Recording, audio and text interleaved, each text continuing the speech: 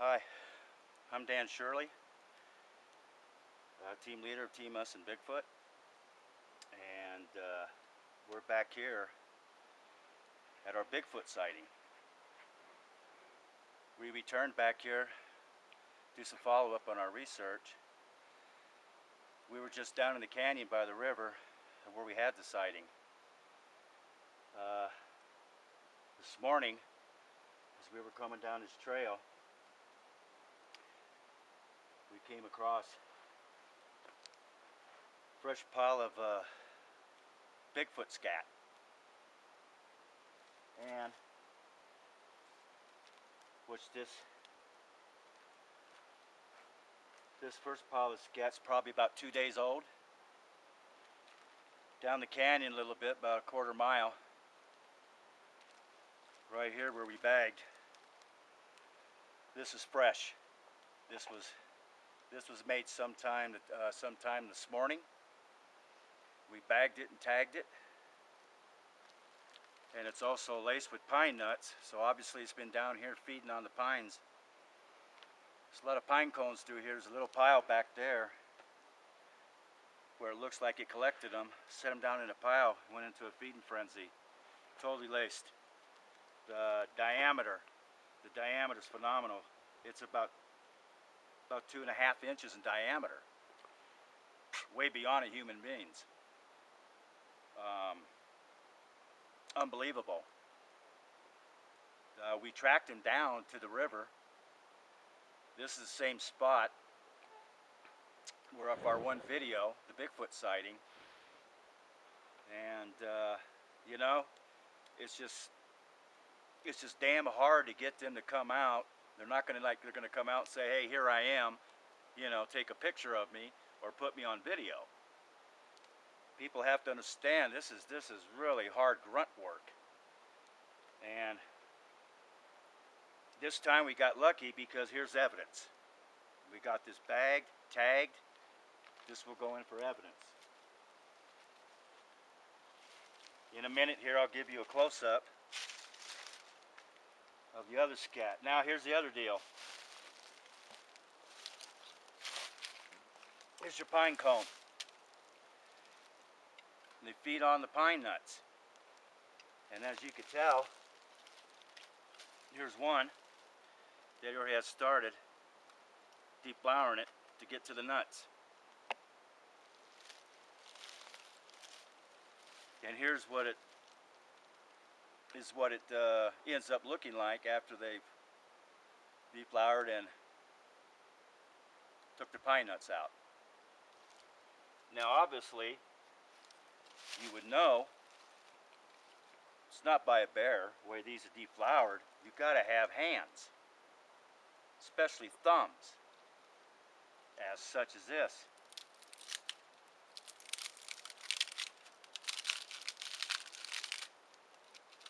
As I'm demonstrating here. And this is basically what he would do. He would sit here like this, like such.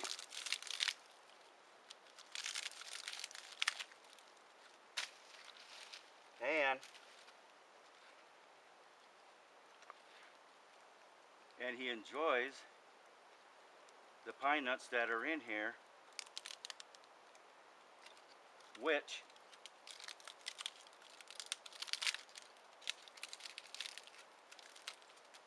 is totally nutritious for him.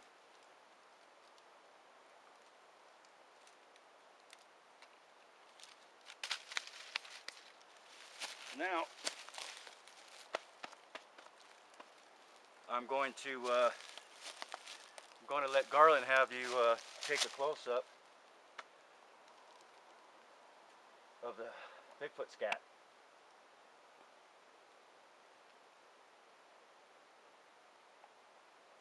You can walk a little closer too. Okay. As you can see the diameter, like say this side here for instance, you're talking about 2 inches. We're talking about that big in diameter. I hate saying it, but there's just no human being that's got an asshole that big.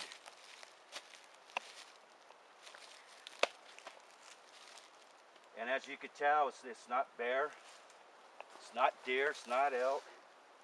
Besides that, in this area we're at, there is no elk around here. And it's not canine. We know what it is.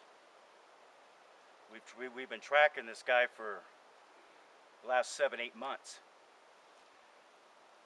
And we had finally found his lair where he's dwelling at. The problem is, I mean, down here in the canyon, you got fresh running water. Beautiful foliage for him to feed off of. And as in the sample we had here, in the sample bag I showed you, laced with pine nuts, this one here is mainly protein based, which obviously he got a hold of some kind of game. It could be small mammals. And it's full of foliage. Now this one here was mainly pine nuts, which down the ways down here we found a pile of pine cones where he went on a feeding frenzy. Not to mention we found a set of tracks. It appears to be a large male, and it appears to either be a junior or a female. The tracks were over 17 inches. I couldn't video him because we're going down about a 35-degree slope going down. There's no way in hell we could even keep still long enough to even get it down. We followed his trail, which went right down the canyon. You know, we're talking about a 200-300 foot drop. It's a lot of work, trust me. And right now, we've about done all we can do. We try to get him expose himself. I've done some, trying to do some communication. I've done some yelps, some howling, some stick knocking. He's down there somewhere. My guess is he's napping. And I'll tell you what, even for amateurs out there, you're going to be more lucky, it's going to be a lot more lucky for you to catch him in the daytime than any time at night. I don't care who says what. This species is not, and I repeat, is not totally nocturnal. And I'll take that argument to the hilt with anybody. This I do know, and it's just not theory. I do know by experience. As you know, you see most of my videos are done in the daytime. There's a reason for that.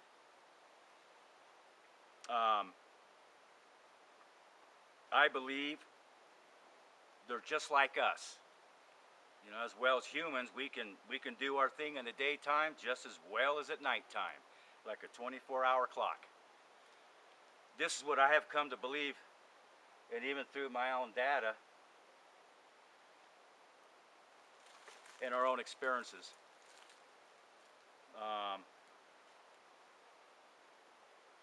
So we're going to take a rest from this spot. We're going to take ourselves, we're going to go way up, far up north, just below Oregon. There's a little hot spot up there where we had our first experience. And let me tell you something, it was a hell of an experience. It's a little place over there called Helena. And we're going right just below what they call the Oregon Pass. Very, very, very, very notorious for squatches all over. And we're going to go up there. We're going to camp it out. I'm going to put a segment together. It'll be a little series of videos. And we'll be doing this little trip probably in about a couple weeks. And we'll get that to you, straight to you on video, and post it as soon as we can. At this point right now, I got some videos I'll be posting up. So anyway, we'll go ahead and call it a day, and do me and Garland a favor, catch our videos. I'm popping some mini-series that'll be coming up, and I hope you like them. I know you will. And this is just to post you that this is evidence. This is evidence. 2 days old. This was today. So, we're going to chalk this up, mark it. We're going to be, like I said, we bagged it and tagged it. This is evidence. One thing we do present to you is evidence. We don't jerk you around. This is straight up evidence. So hopefully, when we take our little trip in about 2 weeks, hopefully we can catch this rascal on film, because I got some plans for him. Anyway, we'll catch you next time around. Adios.